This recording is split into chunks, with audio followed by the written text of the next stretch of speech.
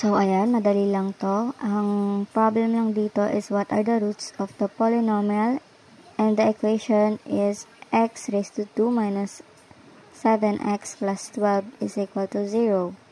So, kailangan lang natin hanapin yan gamit ang calculator technique. So, let's start.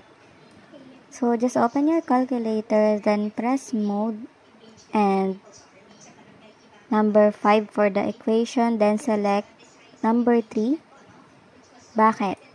Number 3, dahil quadratic equation yung binigay sa atin. Yung x raised to 2 minus 7x plus 12. So, second degree equation siya. Ang kailangan natin gamitin is quadratic equation. So, let's press number 3. After that, kailangan na natin i-input yung mga equation coefficients, which is dito sa x raised to 2 ay merong 1. Then, sa second naman, na coefficient is minus 7.